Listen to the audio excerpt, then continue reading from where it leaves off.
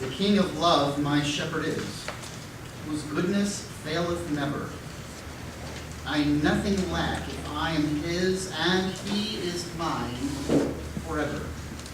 Where streams of living water flow, my ransomed soul he leadeth, and where the verdant pastures grow, with food celestial leadeth.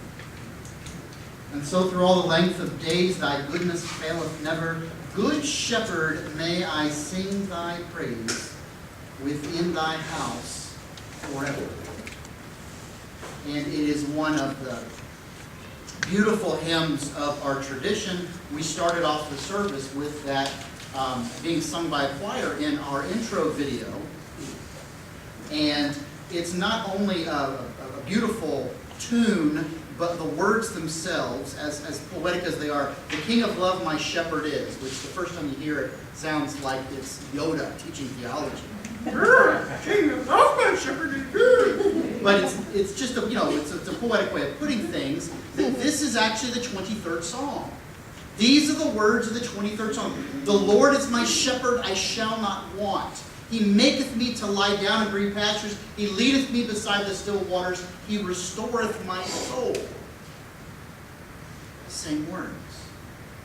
Different way of expressing them. The King of love, my shepherd is, whose goodness faileth never. I nothing lack if I am his, and he is mine forever. And this song means a lot to me. It is a beautiful rendering of a very powerful and profound psalm. Probably the most famous psalm in all the Bible and throughout the world. You know, if people know a psalm at all, which one do they know? This one. People who never darken the doorstep of a church. If they know a psalm, which one do they know? This one. Why? It's in the movies. For the funeral scene. Funerals. Yeah. Funerals. That's right. And whether you've only seen it in a movie or, you can be at a funeral home for someone who was not a believer and you're not in a church and they might want to put something in for comfort or faith or whatever. 23rd Psalm. It's sort of all over the place and so many people have been exposed to it, but it primarily happens, or at least I think that's where the primary exposure is, through funerals, through memorials, through death. And so all sorts of people are familiar at least with that opening line, the Lord is my shepherd, I shall not want. And I think of this tune that we sang, the King of love my shepherd is. And again, meaning so much to me because I remember with family and pastor gathering around the bed of my grandfather. Old-time choir member. My grandparents both, choristers in the church for decades. And it just seemed right. That though he could not sing with us, we would sing for him. And this is one of the first things that we sang. Whole thing. We did this in church at the 9 o'clock service. It's 6 verses. So we did like 3. But, gathering around my dying grandfather, whether people knew this song very well or like a few family members could not carry a tune with a bucket in each hand, we sang this song for his sake. And it's always meant so much to me because of that. Beautiful song, beautiful words. The phrasing is just right. To take the 23rd Psalm, which is beautiful in and of itself and powerful in and of itself, and then have this kind of extra way to express it. And I think it means so much to us because we want a shepherd. I think that is common to humanity. We are built to respond to the Good Shepherd. Now, I would say that this happens in a manner that is not always understood by people. We don't have a lot of sheep around. And so I'm not arguing that we've got people saying, you know what I need right now? I need a shepherd. Not that at all. But we've been built to respond to the practices of shepherding and to desire within us someone who does the work of a shepherd. So whether or not you've lived on a farm, whether or not you've been around flock animals, whether or not you even know what a sheep or a shepherd is, the work of the shepherd does not change from culture to culture, from time period to time period, in every tribe, language, tongue, and nation. Someone that we can count on, someone that we can depend upon, someone who knows the way, who can keep us safe, who knows where the good grass is and where it is evergreen. Someone who knows where the quenching water is, living water that eternally flows. Someone who can protect us in times of danger. Someone who will seek us out and hunt us down. Who will find us out when we are lost and alone. Someone who we can trust and follow, who knows the way home. A place where we'll feel safe, a place where we know that we belong, a place that is good, and it is right, and it is true, and it will last forever. And those are common, I think, to humanity, that desire within us, because we are built to know and love the Lord.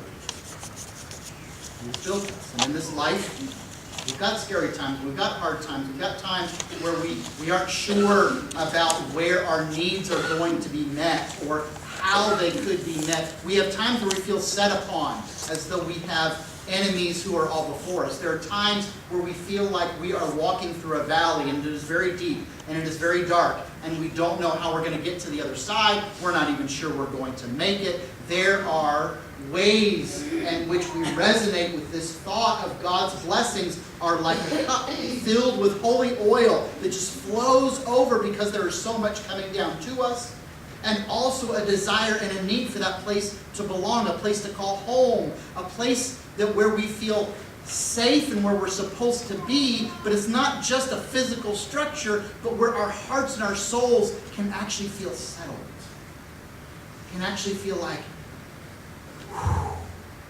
yes, I made it. I don't have to worry anymore. I don't have to look anymore. I don't have to be anxious anymore.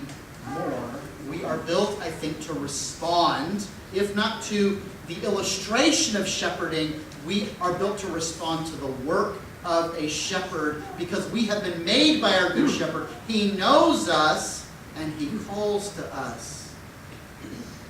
Whether we know it in advance or not, we will recognize his voice.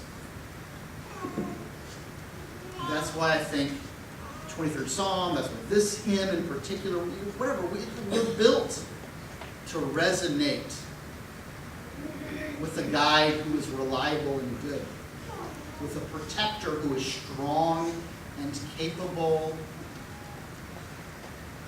with someone who can bring us home.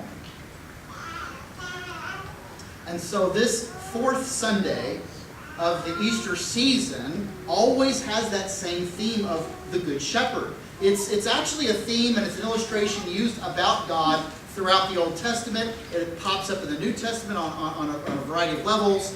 And, you know, okay, we've got kind of an agrarian society in the ancient world, and people knew shepherds and they knew sheep, and it was an illustration that people would have kind of gotten and they would know it. But it sort of doesn't matter. Whether your culture knows about sheep and shepherds, we know something about wandering away. Whether your culture is agrarian and lives on farms or deals with flock animals, we know something about life feeling lonely or dangerous. We know something about having needs and hoping they can be provided for. We know something in every time, in every place, in every culture. We know something in every century, in every country, sheep or no sheep, that our hearts feel restless and unsettled, and we desire to belong, to be at home, and to be at peace. And so, whether or not it seems direct to us, the psalm, the hymn, the metaphor, the image, the theme, a good shepherd is what we all want at one level or another. Whether we realize it or not, a good shepherd is what we need. Whether we realize it or not, a good shepherd is what we hope for and what we have been built for, because we have been built for him. So we get to this point in the Easter season, and we all come back to a Good Shepherd theme, and we'll get different Gospels depending on the year. There's all sorts of places where Jesus talks about being a Good Shepherd. But we, again, tend to hear the 23rd Psalm every single year because, how can you not? If we're going to talk about Good Shepherds, don't we kind of need to say the 23rd Psalm? It just seems like it fits and it's appropriate. It's the right time. It is the right place. And as we consider why this Good Shepherd metaphor and image seems so necessary for us, and why it's placed when it's placed within the Easter season as we are celebrating the resurrection, I think this is where the pieces come together and fit. Whether we're remembering a funeral where we heard the 23rd Psalm said, or we participate. Whether I'm thinking about singing the song around the bed of first my grandfather and then my grandmother. To consider that through this life, we want a shepherd. Through the troubles of the world, having someone that we can count on and follow just makes us feel right and feel safe. We all have troubles and difficulties in the valley times and deep and dark and all this other sort of stuff. But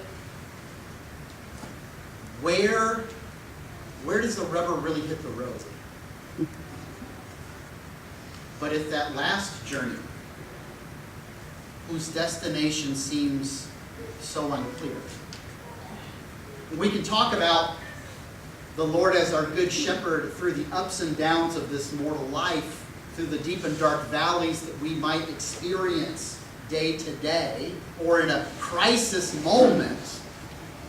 But at the time that our mortal life ends, at the time of death, with that last breath, with that final heartbeat, where a first step is taken to a destination that we just don't know.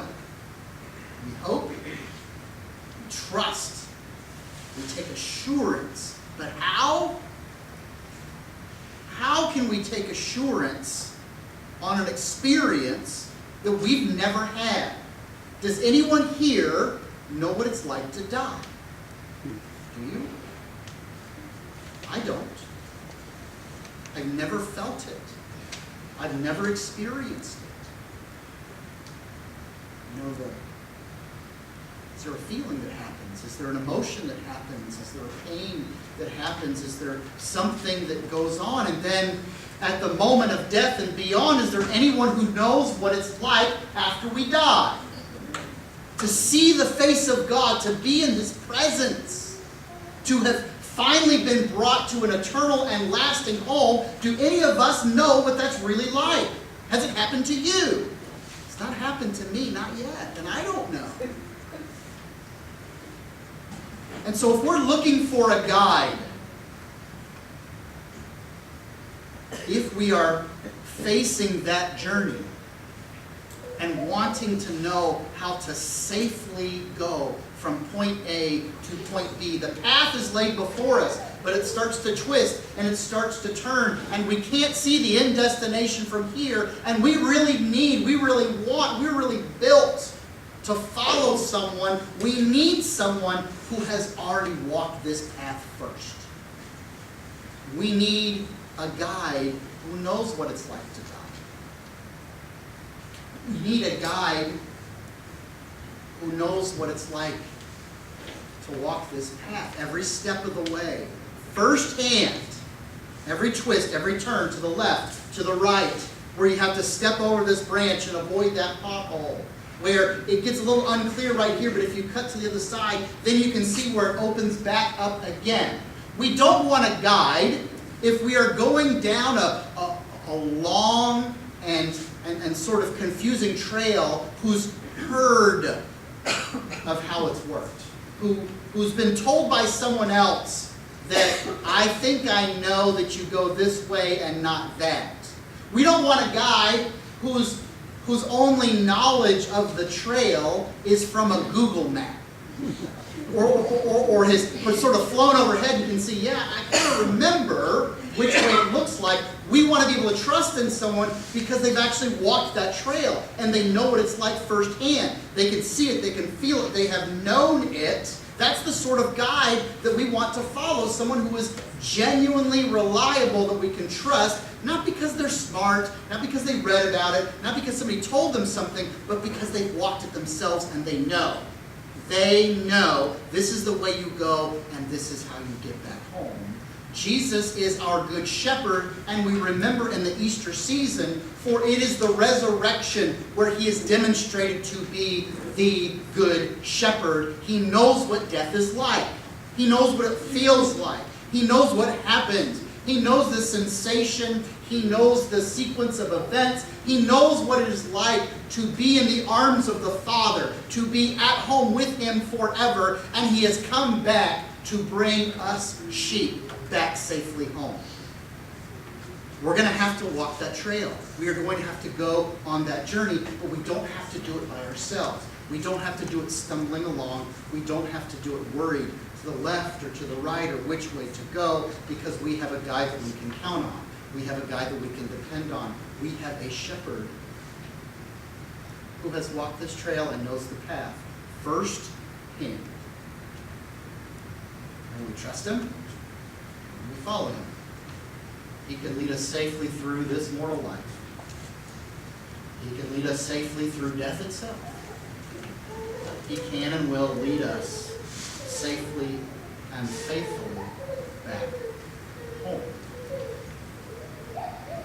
Now, many of you have heard me preach on the creeds. We're going to say the Nicene Creed as soon as I'm done with the sermon, and stand and affirm our faith. So it's a summary of the faith and the hope and assurance of Christians. And you've heard me teach about where it comes from, the content, and all that kind of stuff.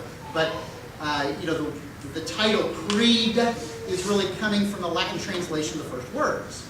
So the first words of the creeds, regardless of which one we're talking about, is either going to be I believe or we believe. And in Latin, I believe is credo. And so we take the word credo, I believe, and we bring it into English, and that's what we call it a creed. And so what we're going to say in just a moment, we're going to start with, we believe in God the Father Almighty, creator of heaven and earth. And one of the things that you've probably heard me teach about is how the English word for belief is a little smaller than it ought to be. The word from the Latin, credo, actually means something more and deeper and broader. It is not just a statement of fact, existential, philosophical, theological, whatever. To say, I believe in God the Father Almighty, part of it is, I believe that God exists. I believe that he is almighty. I believe he is the Father. That is a fact. As opposed to, there is no God, he is not my Father, or whatever. And that's all true. That is expressed through the creeds, but that's not all credo means. Credo also means the sort of belief about being trustworthy and dependable, something that you can count on. When you're facing something that you're not exactly sure how it's going to turn out, and you're sort of nervous, you're not sure you're capable, you're not sure you're going to be able to make it, you're not sure it's all going to work out, but your friend looks at you, they punch you on the shoulder, and they say, I believe in you. Are they saying that I believe you are a fact? Are they saying that, yes, you exist? Or are they saying, I trust you. You got this. It's going to work out. I can count on you. I can depend on you. This is going to happen. When we say, credo, I believe, we believe in God the Father Almighty, we're saying that God exists as a fact. That's true. But we're saying more. We're saying, and I count on him. And I depend on him. And it's going to be okay. I trust that God is almighty. He is all-powerful. He is creator. I trust that he is Father, he is good, and he loves me. I trust my good shepherd, and I depend on him, and I count on him, not just because Jesus has said it, I'm a good shepherd and you can follow me, but because he's done it. He has lived through death. He has come back for us so that there would be one shepherd, one flock, and he can lead us safely and reliably home. We don't just have to take his word on it. No, really. I know which way I'm going. It's that way. But to trust that he has actually walked that path and knows every twist and turn. And when he says, come and follow me, even through the mystery of death, that we can count on him. Credo, I believe. I can depend on you. You're the sort of guy who has actually walked this. You're not just talk, you're action. You put your money where your mouth is. You put your life on the line. And you've done it for me. So Good Shepherd Sunday, I think, is happening when in the liturgical calendar it does. Because it is Easter that affirms who Jesus truly is. He has lived. He has died. He has been raised again. And now our shepherd wants to lead us back home forever and forever and forever. We count on him. We can trust in him. We can depend on him because he cares for us.